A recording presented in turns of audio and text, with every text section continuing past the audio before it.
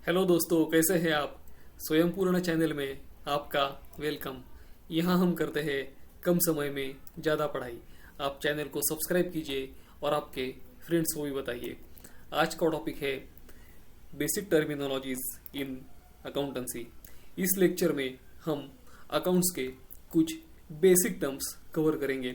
सबसे बड़ी बात यह है कि जब तक आपका अकाउंट्स का एजुकेशन चालू है तब तक ये सारे टर्म्स आपके काम आएंगे, और उसके बाद भी जब आप कोई खुद का बिजनेस करेंगे या जॉब करेंगे तब भी ये सारे टर्मिनोलॉजीज आपके रोज के काम आएंगे। इसलिए ये लेक्चर आप पूरा और ध्यान लगाकर समझिए। ओके, तो चलिए स्टार्ट करते हैं। पहला जो कंसेप्ट है वो है ट्रांजैक्शन। ओके, ये सबसे ज़्यादा इस्तेमाल होने वाला वर्ड है। Okay, transaction.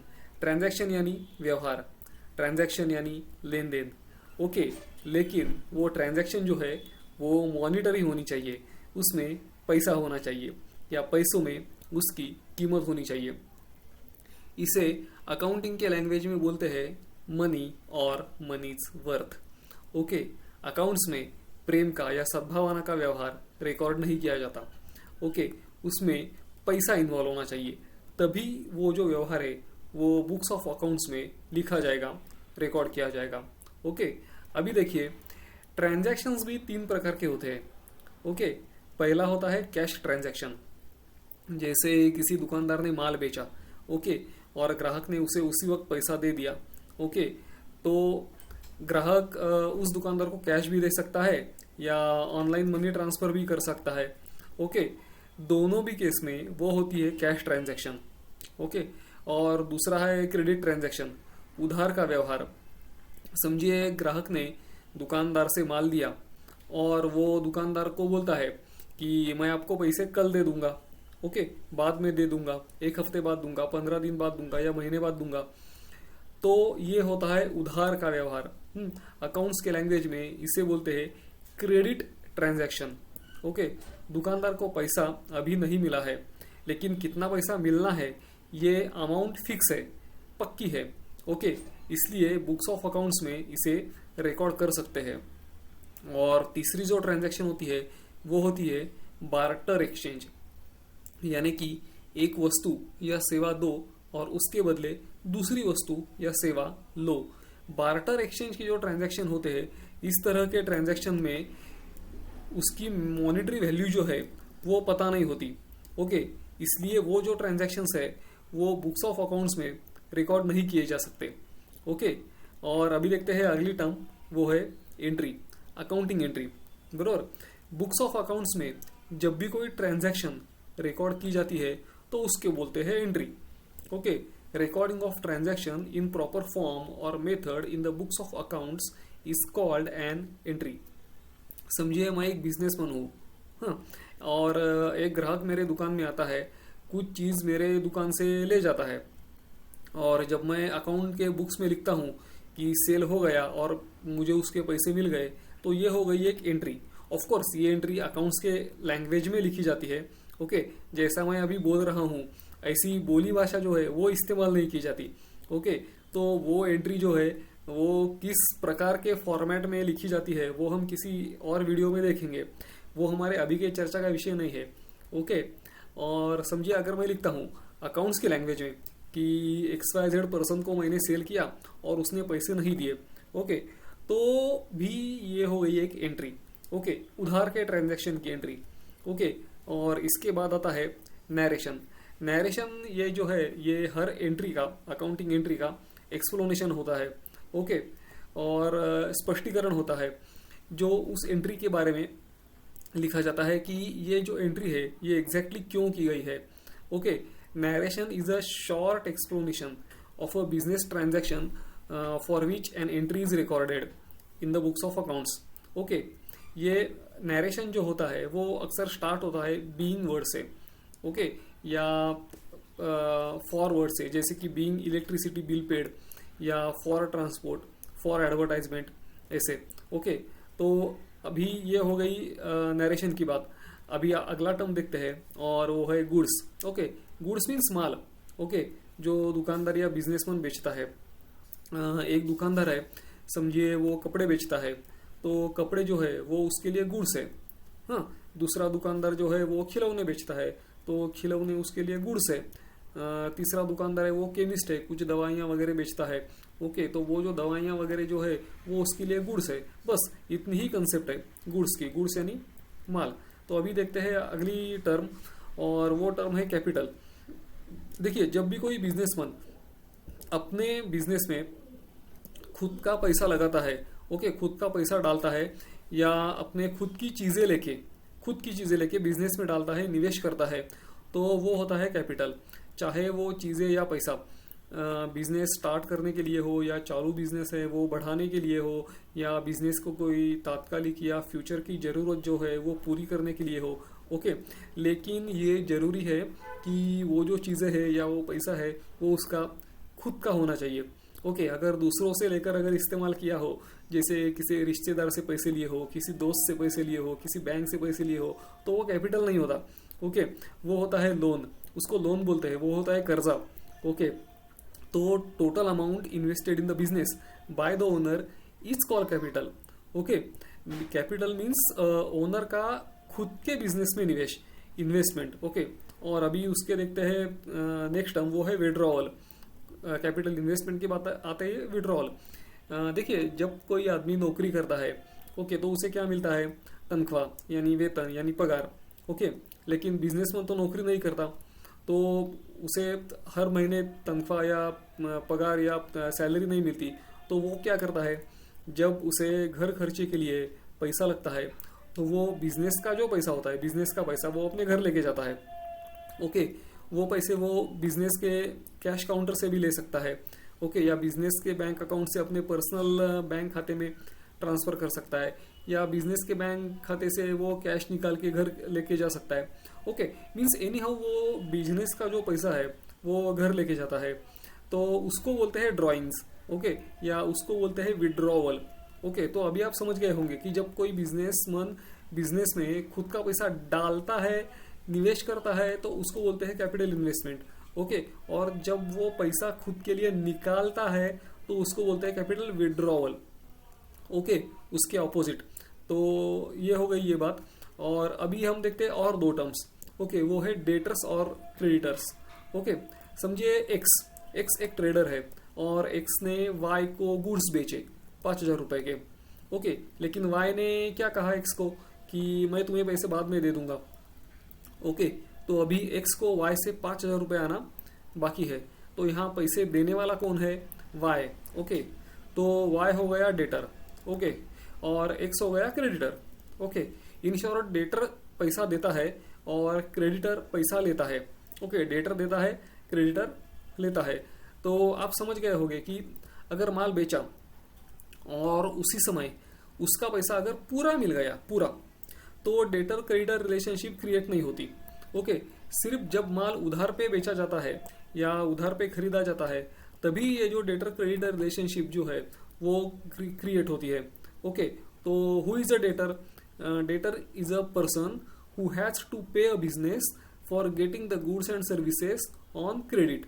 Okay, he is known as a debtor.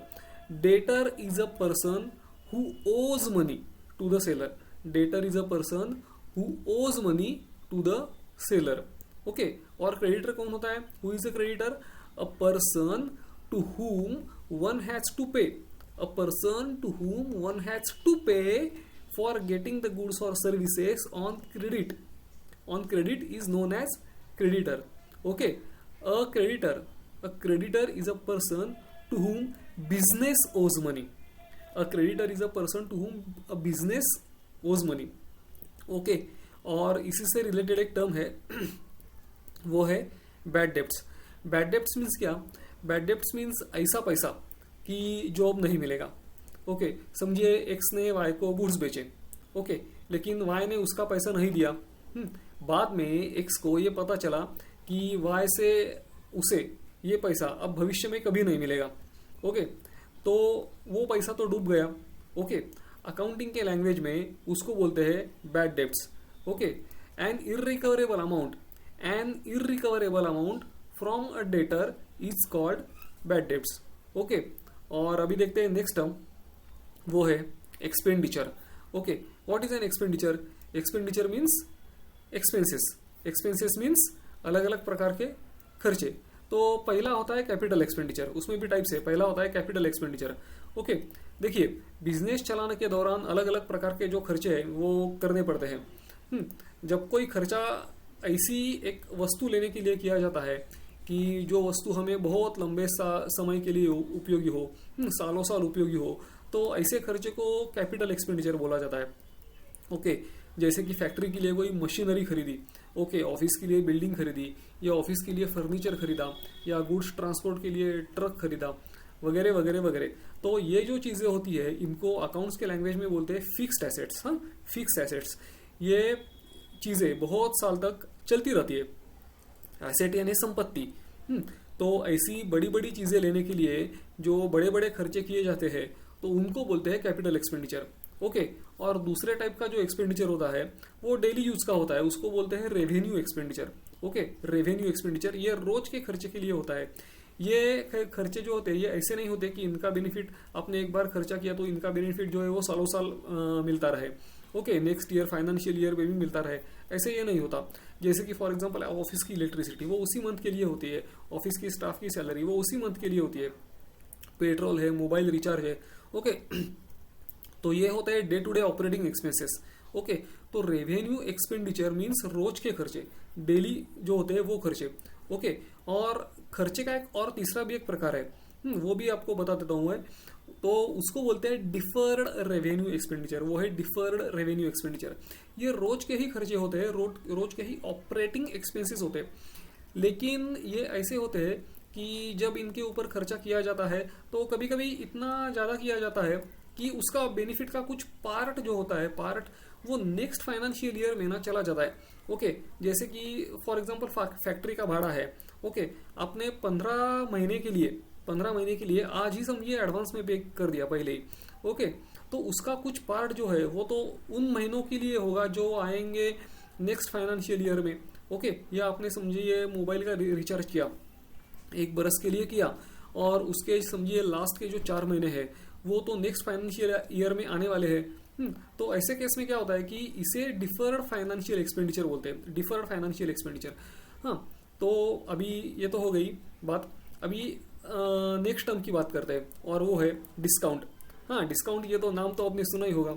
Okay, जब भी हम कोई दुकान में जाते हैं और कुछ चीज़ें खरीदते हैं तो दुकानदार से पूछते हैं कि भैया अरे इस पर कुछ डिस्काउंट वगैरह मिलेगा क्या।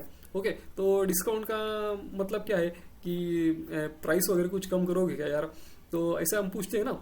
लेकिन अभी हम समझेंगे कि अकाउंट्स की लैंग्वेज जो है, अकाउंट्स की लैंग्वेज में इस डिस्काउंट को किस तरह से देखा जाता है। ओके, देखिए डिस्काउंट भी 2 प्रकार का होता है। एक जो होता है वो होता है ट्रेड डिस्काउंट, और दूसरे को जो बोलते हैं ना वो बोलते हैं cash discount. Okay, trade discount जो होता है ना वो सेल के टाइम ही दिया जाता है, उसी टाइम समय वो फिक्स किया जाता है, उसी समय वो दे दिया जाता है। नॉर्मली जब B2B सेल होता है, B2B means business to business, जब सेल होता है तो ट्रेड डिस्काउंट जो है ना वो इसलिए दिया जाता है कि खरीद करने वाला जो परचेसर है ना वो ज़्यादा से ज़्यादा माल खरीद करे। ओके, कभी कभी विक्रेता बोलता है कि आपने अगर 100 क्वांटिटी खरीद की तो आपको 100 रुपये का एक पड़ेगा।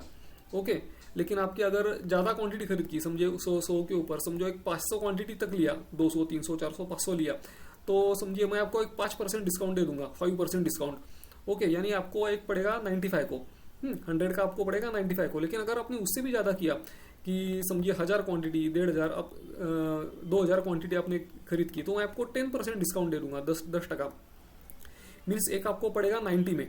ओके, तो इसको बोलते हैं ट्रेड डिस्काउंट। ओके, ये क्वांटिटी पे जनरली दिया जाता है, ये सेल के समय ही फाइनल किया जाता है। ओके, और कभी कभी ऐसा भी होता है कि जो माल पुराना हो चुका होता है वो गुड्स को जल्दी निकालने के लिए उसके लिए भी ट्रेड डिस्काउंट दिया जाता है। जैसे स्टॉक क्लियरेंस करना है पुराने स्टॉक का, तो उसके लिए भी ट्रेड डिस्काउंट दिया जाता है। तो ये हो गई ट्रेड डिस्काउंट की बात। और दूसरा एक प्रकार का डिस्काउंट होता है, उसे बोलते हैं कैश डिस्काउंट। ओके, ये एडिशनल डिस्काउंट होता है। एडिशनल डिस्काउंट होता है जो ग्राहक से पैसे लेते समय उसको दिया जाता है। ओके, समझिए एक्स ने वाई को गुड्स बेचे, 5000 रुपये के गुड्स बेचे, और वाई उसको पैसे देने वाला है 45 डेज के बाद, वैसा डिसाइड हुआ है कि 45 डेज बाद पैसे देने वाला है वो। तो कभी कभी क्या होता है कि वाई बोलता है एक्स को कि देख यार अभी ऐसा कर, अभी 30 दिन हो गए हैं, ओके, मैं तुझे 15 दिन के बाद जो पैसे देने वाला हूँ ना, वो पैसा मैं तुझे अभी दे देता हूँ, ओके चल, लेकिन क्या कर दूँ, मुझे ना 1% डिस्काउंट दे दे यार, 1%। हाँ, तो वो कैश डिस्काउंट मांग रहा है, ओके, वाई जो है ना वो एक्स को कैश डिस्काउंट मांग रहा है। कभी कभी उल्टा भी होता है, कभी कभी एक्स भी बोलता है वाई से यार मुझे ना पैसों की बहुत जरूरत है, तो ऐसा कर, तू 45 दिन के बाद देने वाला था ना, तू आज ही दे देना, 30 दिन हो गए हैं, ओके, मैं तुझे 1% डिस्काउंट देता हूँ, ओके। तो यहाँ क्या है, यहाँ एक्स जो है वो वाई को कैश डिस्काउंट ऑफर कर रहा है, ओके।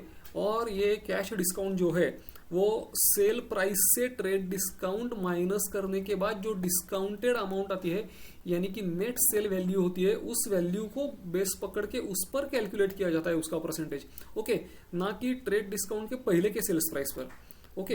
अकाउंटिंग में ट्रेड डिस्काउंट और कैश डिस्काउंट जो होता है ना, वो अलग अलग तरीके से ट्रीट किया जाता है, ओके।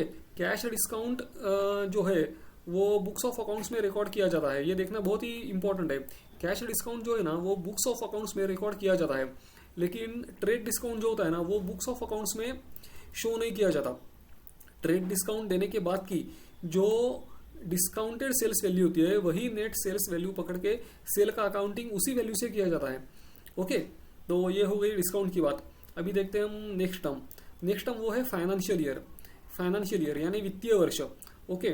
फाइनेंशियल अकाउंटिंग जो होता है ना वो अक्सर 1 साल के लिए किया जाता है, उसको बोलते हैं वित्तीय वर्ष। भारत में फाइनेंशियल ईयर जो है ना वो स्टार्ट होता है 1 अप्रैल को, ओके, और खत्म होता है नेक्स्ट ईयर यानी अगले साल 31 मार्च को, ओके। हमारा जो रेगुलर साल होता है 1 जनवरी टू 31 दिसंबर का जो साल होता है ना उसको बोलते हैं कैलेंडर ईयर, ओके। और जब हमारा ये फाइनेंशियल ईयर वित्तीय वर्ष 31 मार्च को खत्म हो जाता है तब फाइनेंशियल अकाउंटिंग के बुक्स जो है ना वो क्लोज किए जाते हैं, ओके। उस प्रोसेस को बोलते हैं फाइनलाइजेशन, उस प्रोसेस को बोलते हैं बुक क्लोजर, ओके। उस समय trading account, profit and loss account, balance sheet, ये जो स्टेटमेंट्स है ना वो तैयार किए जाते हैं। और अभी देखते हैं अगला टर्म, वो है trading concern. Any business established with the objective of earning profits by selling goods और services is known as trading concern, okay. Means जो भी कोई बिजनेस मुनाफा कमाने के लिए उसी उद्देश्य से शुरू किया जाता है उसको बोलते हैं ट्रेडिंग कंसर्न। और दूसरा एक टर्म है, जो भी कोई संस्था ऐसी है जो मुनाफा कमाने के उद्देश्य से शुरू नहीं की जाती उसे बोलते हैं not for profit concern, okay, not for profit concern. ये उस संस्था के मेंबर्स की भलाई के लिए चलाई जाती है, जैसे कोई स्पोर्ट्स क्लब होता है ना, ओके, या कोई सामाजिक कार्य करने वाली संस्था होती है। तो नॉट फॉर ट्रेडिंग कंसर्न क्या होती है, it is not establish to earn profits but to provide services to its member और से जनरल पब्लिक और स्पेसिफिक कम्युनिटी, ओके। तो ये हो गई नॉट फॉर प्रॉफिट कंसर्न की बात, ओके। अभी हम देखते हैं नेक्स्ट टर्म, वो है गुडविल। वो बहुत ही इंपॉर्टेंट कंसेप्ट है, बहुत ही इंपॉर्टेंट टर्म है। गुडविल जो होता है ना, गुडविल मीन्स रेप्यूटेशन, बिजनेस की रेप्यूटेशन, प्रतिष्ठा, ख्याति, शोहरत, इज्जत, साख, ओके। मैं आपको एग्जांपल देता हूँ। फॉर एग्जांपल समझिए, देखिए अगर आपको पाव भाजी खानी है तो आप किसी दोस्त को बोलते हैं, ओके, कि अरे वो फलाना रेस्टोरेंट है ना, वहाँ ना पाव भाजी ना बहुत अच्छी मिलती है, ओके। तो ये क्या हो गया, ये हो गया उस रेस्टोरेंट का गुडविल, ओके, ये हो गया उस रेस्टोरेंट का गुडविल। और अकाउंट्स में इसकी पैसों में कीमत की जाती है, इसकी पैसों में कीमत की जाती है। और गुडविल भी एक खरीदने की और बेचने की चीज होती है, ओके। वो भी एक बिजनेस की एसेट होती है, ओके। एसेट मीन्स संपत्ति होती है। अभी हम देखेंगे ये एसेट क्या होती है, ओके। अगला टर्म एसेट, कोई भी वस्तु, हक या अधिकार या साधन संपत्ति जिसका पैसों में कुछ मूल्य हो उसको बोलते हैं asset, okay. Any physical thing और right owned that has monetary value is called an asset. अभी एसेट के भी 3 प्रकार होते हैं, एसेट के भी 3 प्रकार होते हैं। एसेट में पहला प्रकार है फिक्स्ड एसेट्स, इनका लॉन्ग टर्म बेनिफिट होता है, ओके। इनसे हमें सालों साल लाभ मिलता रहता है, जैसे land, building, machinery, computers, vehicles, furniture वगैरह वगैरह। ओके, इन चीज़ों को बोलते हैं फिक्स्ड एसेट्स। ओके, और दूसरा जो है वो है current assets. Current assets means क्या? These are the things which can be easily converted to cash. Okay, current assets ऐसे होते हैं जिनको कैश में कन्वर्ट करना आसान होता है या बैंक बैलेंस में कन्वर्ट करना आसान होता है। ओके, या हम फिर ऐसे भी बोल सकते हैं कि ये जो चीज़ें होती है ना करंट एसेट्स, ये कैश और बैंक बैलेंस में कन्वर्ट होने के लिए ही बनती है। ओके, जैसे डेटर्स है हमारे, जब उनसे पैसा आता है तब हम ऐसे बोल सकते हैं कि वो कैश या बैंक बैलेंस में कन्वर्ट हो गए। ओके, वैसे ही गुड्स या हमारा स्टॉक जब बेचा जाता है तो उसका पैसा हमें इमीडिएट मिल जाता है। ओके, तो उससे कैश बैलेंस या बैंक बैलेंस बढ़ता है, मीन्स वो कैश बैलेंस या बैंक बैलेंस में कन्वर्ट हो जाते हैं। ओके, अगर क्रेडिट सेल हो भी गया तो वो डेटर्स में कन्वर्ट हो जाता है हमारा स्टॉक, और डेटर्स बाद में कैश या बैंक बैलेंस में कन्वर्ट हो जाता है। ओके, तो ये डेटर्स या स्टॉक जो है ये करंट एसेट है। ओके, वो हमारे रोज के रूटीन के जो बिजनेस एक्टिविटीज है इससे बढ़ते रहते हैं और कम होते रहते हैं। ओके, और तीसरे टाइप का भी एसेट होता है, उसको बोलते हैं फिक्टिशियस एसेट। ओके, वो जनरली ऐसा होता है कि उससे बेनिफिट तो मिलता रहता है। ओके, लेकिन उसे बेच नहीं सकते उस एसेट को। ओके, अगर और समझिए अगर बेचा भी तो उसकी कोई ऐसी रीसेल वैल्यू वगैरह नहीं आती, बहुत बड़ी ऐसी कोई नॉमिनल आई तो आई ऐसा है, तो उसकी कोई बहुत बड़ी ऐसी रीसेल वैल्यू नहीं होती।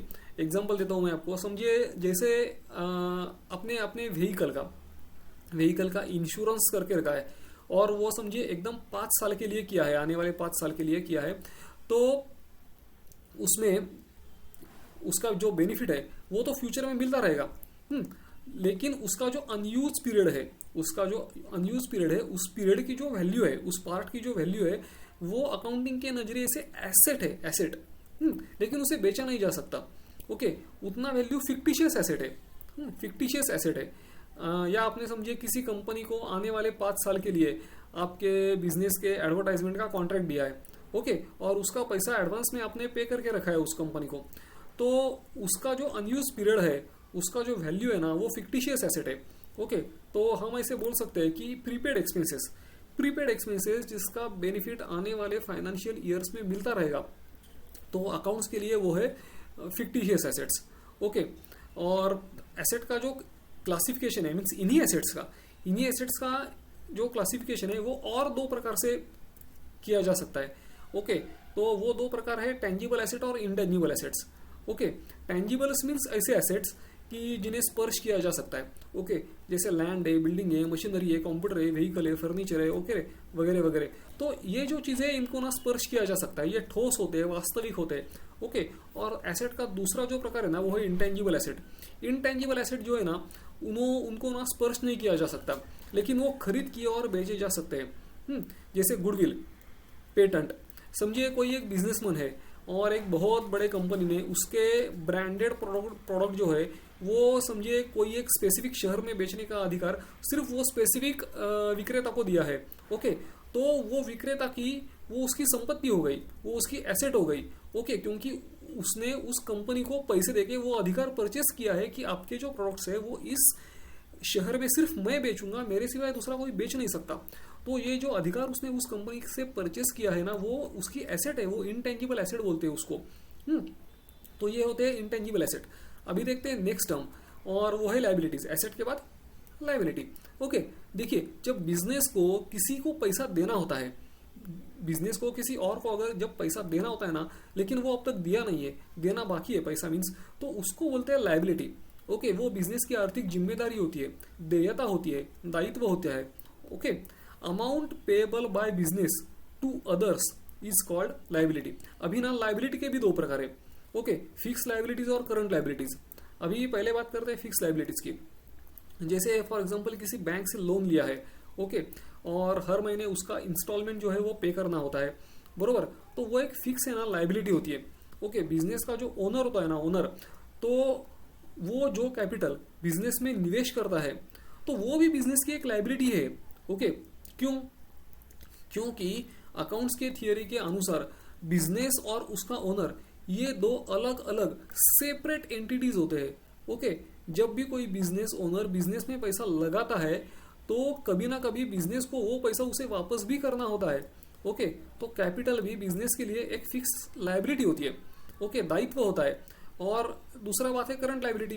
करंट लायबिलिटी क्या होती है, जैसे हमारे क्रेडिटर्स जिनसे हम गुड्स लेते हैं, उनको 15 दिन, 30 दिन, 60 दिन के बाद पैसा देना होता है।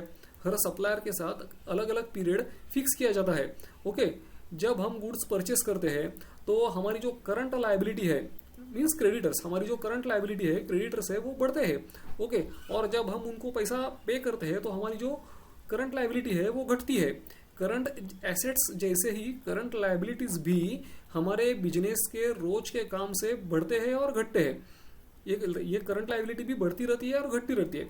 ओके, और एक एक्चुअली तीसरी प्रकार की लायबिलिटी होती है, उसको बोलते हैं ना कॉन्टिंजेंट लायबिलिटी। ना, कॉन्टिंजेंट लायबिलिटी वो क्या होता है कि ये जो लायबिलिटी है ना, ये बुक्स ऑफ अकाउंट्स में ना शो नहीं की जाती, रिकॉर्ड नहीं की जाती। ये ऐसे होता है कि ये लायबिलिटी पे करना या ना करना ये भविष्य में होने वाली किसी घटना पर निर्भर करता है। ओके, जैसे फॉर एग्जांपल कोई कोर्ट केस है ना, चल रही है, समझिए अगर वो केस हम हार गए, ओके, तो सामने वाले को हमें 5,000 रुपए देने होंगे। एक एग्जांपल, 5,000 रुपए देने होंगे। अगर हार गए तो मीन्स ये अनसर्टन है, उसको बोलते हैं कॉन्टिंजेंट। ये कॉन्टिंजेंट है, तो ये जो फिगर है ना, ये बुक्स ऑफ अकाउंट्स में शो नहीं की जाती, रिकॉर्ड नहीं की जाती। साल के आखिर में जो बैलेंस शीट बनाया जाता है तो उसके लायबिलिटी साइड में ये लायबिलिटी शो नहीं की जाती, लेकिन बैलेंस शीट के नीचे एक फुटनोट में वो लिखा जाता है कि ऐसी ऐसी एक लायबिलिटी है, इतने इतने रुपए की है, for the purpose of information only. Okay, तो ये हो गई कॉन्टिंजेंट लायबिलिटी की बात। अभी देखते हैं अगला टर्म, वो है नेटवर्थ। नेटवर्थ क्या होता है? नेटवर्थ मीन्स कैपिटल, बस। Net worth means capital. और कैपिटल कितना होता है? देखिए, बिजनेस के जितने एसेट्स होते हैं, एसेट्स, टोटल एसेट्स, उनमें से outside liability, outside liability means जो ओनर की नहीं है, हाँ, वो आउटसाइड लायबिलिटी घटाकर जितना अमाउंट रहता है, मीन्स ओनर का ही रहता है, सिर्फ वो जितना अमाउंट रहता है वो होता है कैपिटल, उसको ही बोलते हैं नेटवर्थ। ओके, अकाउंट्स के लैंग्वेज में excess of assets over other liabilities, excess of assets over outside liabilities is net worth. Okay, और नेटवर्थ को ओनर्स इक्विटी भी बोला जाता है। ओके, ओनर्स इक्विटी भी बोला जाता है। तो बाद में हम ये देखेंगे कि हर बिजनेस में टोटल लायबिलिटीज और टोटल एसेट्स हमेशा सेम ही रहते हैं, वो कैसे होता है ये हम बाद में देखेंगे, आने वाले लेक्चर्स में हम देखेंगे। ओके, अभी नेक्स्ट हम देखते हैं, वो भी आप बार बार सुनेंगे, वो है सॉल्वेंट और इंसॉल्वेंट।